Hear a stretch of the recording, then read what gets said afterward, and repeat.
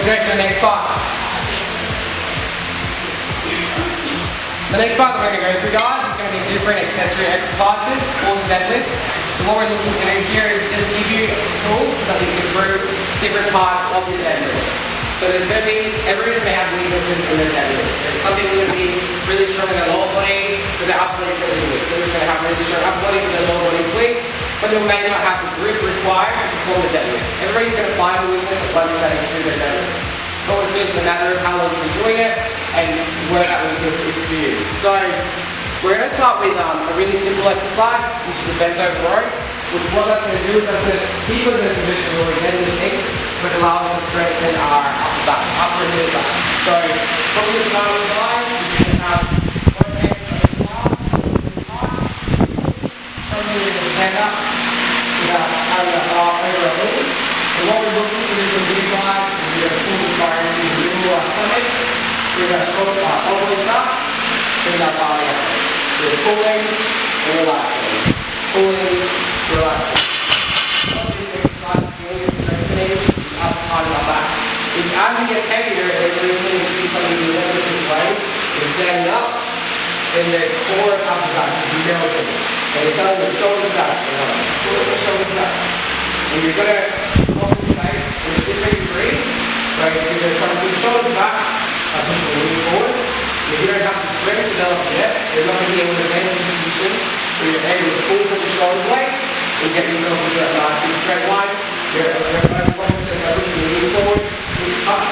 You can ungrid, which needs you to cut back and move that will let people suffer. Then they're trying to do really heavy on the back seven.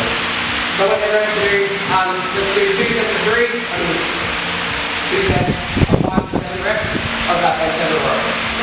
Go a little bit lighter if the weight you're using is too heavy.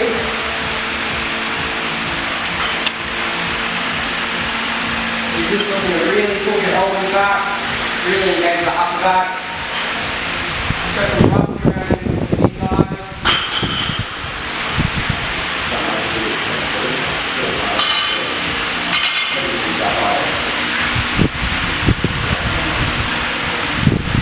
So both hands over, guys.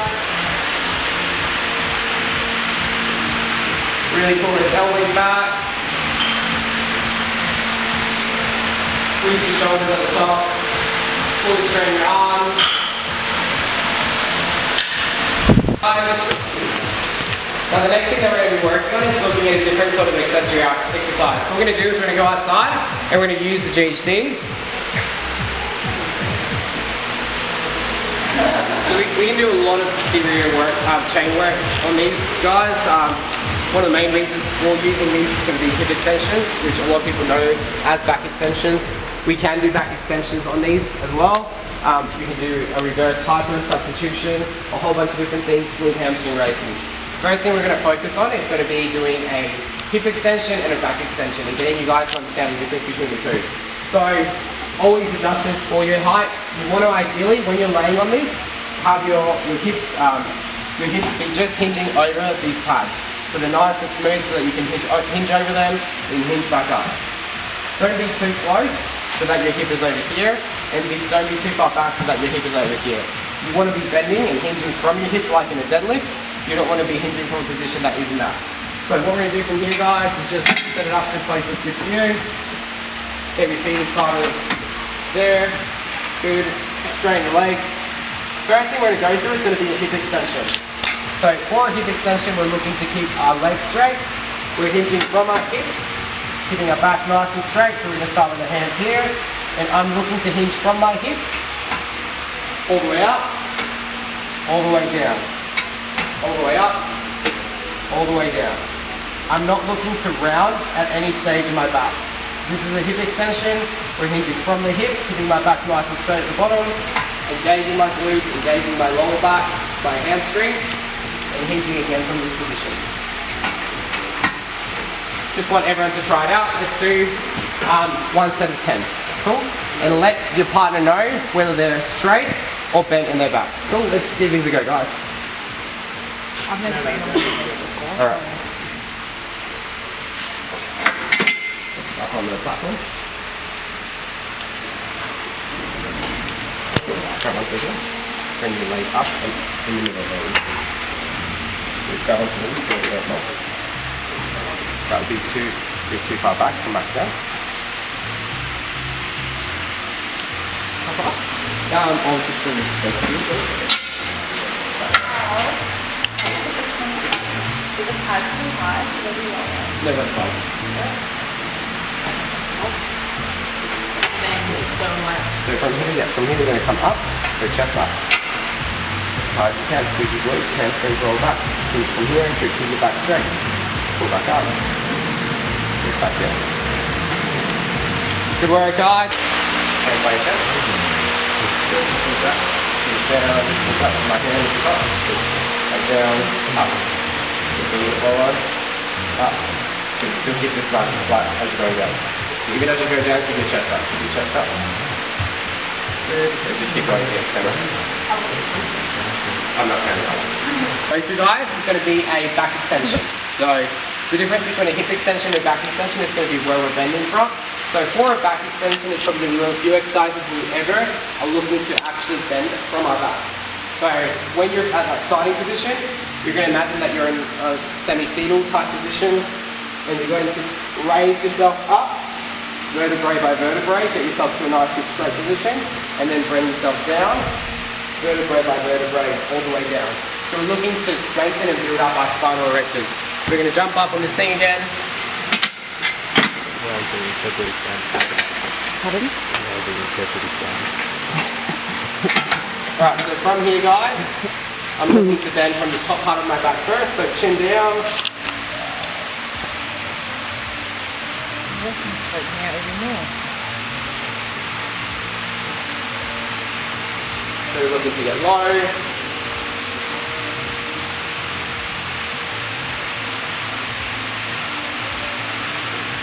And pull up. This movement is a lot more challenging than it might seem. So start with very few reps, do it slowly, do not move through this fast. The whole point of this is learning to engage every little bit of your back, not just to fly through movement. Cool, so this is what a proper back extension is. Let's try 1 set of 5, maybe 7 reps is feeling really good. The slower the better, the more you feel every little muscle in your back, that's what we're looking for. What's the word? Not going through here first. Then more before you go down. Then now go down. Bend, keep chin to chest, yep. Down, good. And then come up. From here, guys. Chest up, chest up, chest up, chest up. Good. Like you have the body awareness to do the movement, cool. That's an area that you need to improve to be able to get an improvement in your deadlift. So finding that you can get your body to move in different directions if you need it to, and not feeling lost like you don't know what you wanted your body to do. You might understand the theory behind it, but you might not understand how to actually get your body to move in those positions that you need to move in. So what we're going to do is we're going to lay the opposite way now on these machines. Make sure that's far away so that you're not too close to it. From here, I'm going to grab onto it, just grab onto any part that feels good. For me, this is what's going to feel comfortable. Good. My feet are starting flat, or my feet are starting on the ground. I'm going to extend with my glutes, hamstrings, and lower back. I'm going to try and raise my feet up as high as I can with my knees straight. So from here, up, back down, up, back down, up.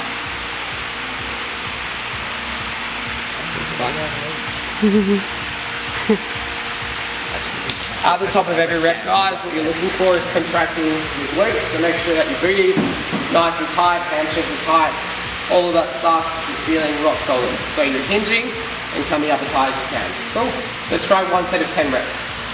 What I want your partner to do today, guys, is have their hand about here, and you're aiming to kick your heels with their hands. So about your shoulder height.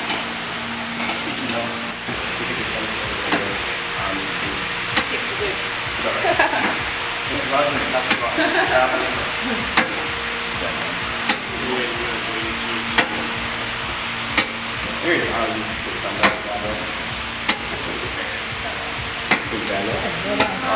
it's basically like one, hit into the, yeah.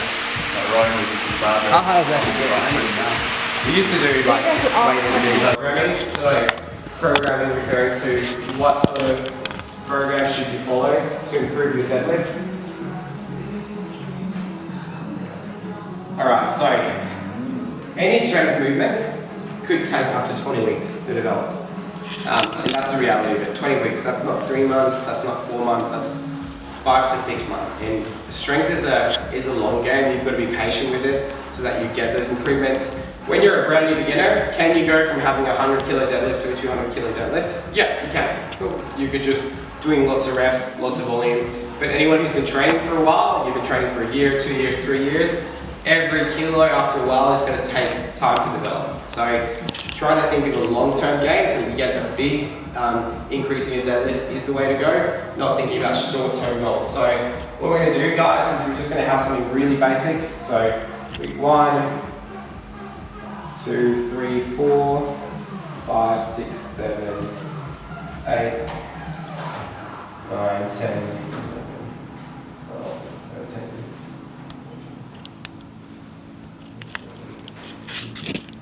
17. Alright, so here's a very basic way to look at periodized programming.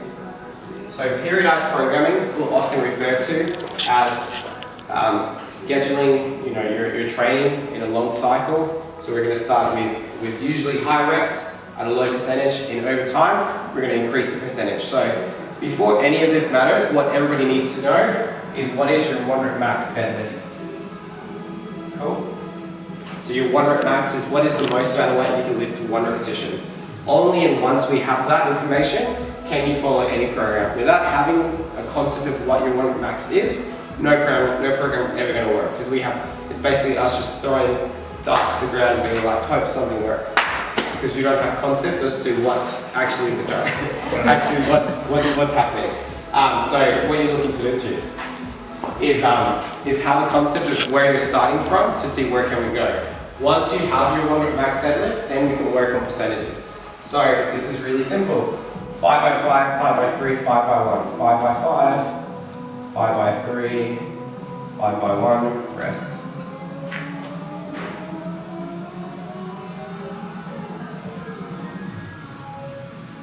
Programs don't have to be intricate to work.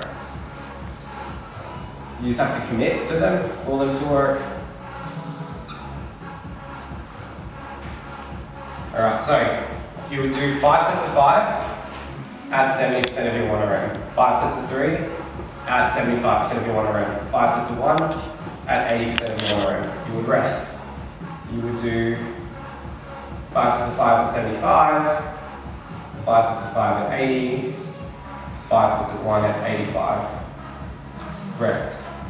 You would do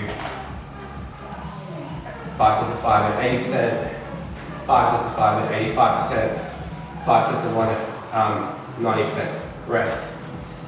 You would then do 85, 90, 95, rest, and then on week 17, test.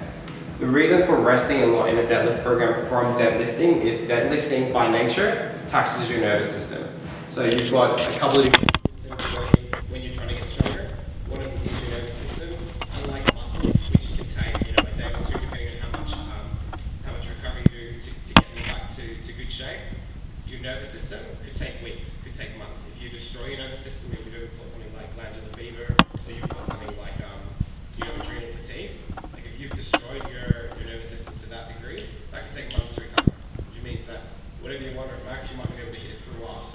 So that we don't hit those things and we don't overload our nervous system, it's important to have rest included into your program so that you're setting yourself up to success.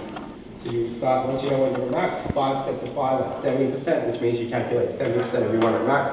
You do that for week 1. You do that for week 2, week 3, rest. So on and so forth, all the way to the 17-week phase, where on the 17th week, you would test out your 1 rep max. Really easy way to test the 1 rep max is with something like 7 sets of 1. So you warm up, you never count your warm-ups in your working sets, and then 7 sets of 1 repetition. On that last rep, you try and pull something that you've never pulled before. If you follow something like this, it's really basic, it's just scratching the surface. but it's guaranteed to work and you're guaranteed to see an improvement. You could keep repeating this over and over again. And for the general public, this would work for a long time. Do programs get more advanced than this? Of course they do, but this is just a very basic beginner way to start getting your deadlift better. And why would you want to get your deadlift better? Well, it just means you're getting stronger. The stronger you're getting, the more you're going to be able to perform in other things, whether it's sport, whether it's in your CrossFit workouts. The stronger you are, the easier you're going to find a whole bunch of things to be. So hope you guys enjoyed that today, guys, and thanks for coming along.